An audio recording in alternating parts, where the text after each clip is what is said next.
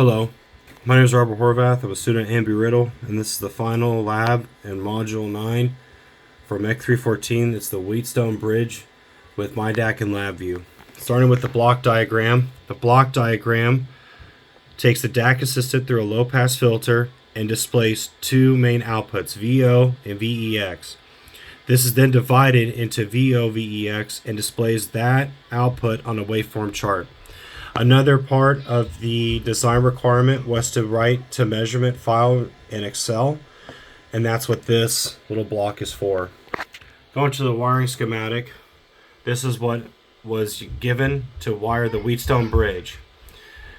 Yet, I noticed that in this lab from NI, it's calling it a pressure sensor, yet we're using a strain gauge, which can be basically used as the same thing.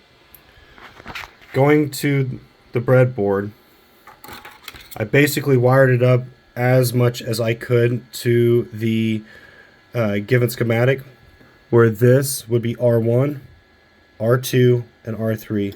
As you can tell, I tried to clean up as much as I could of the connectors and the wiring. Use basically just jumpering certain parts together that I noticed that were having common connecting points onto one of the negative or the positive bars. As you can see, I'm using alligator clips to connect the strain gauge, and that's basically the schematic and the setup. When I press run,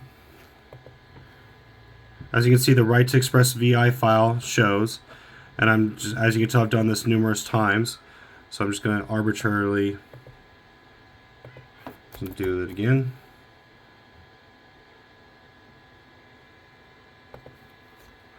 And you can tell the waveform chart is already collecting data.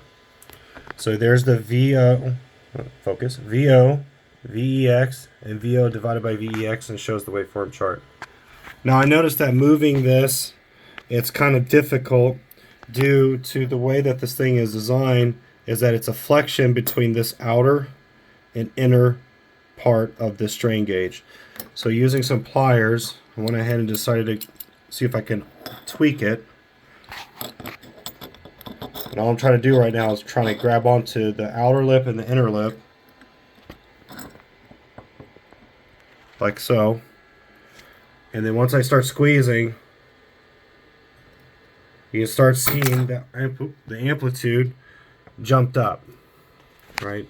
Meaning that the strain gauge did sense the deflection and the different voltages from the strain gauge. Once I press stop, and I already have an Excel open from a previous trial, as you can see, this is VEX right here. This one would be VO, and this is VO divided by VX.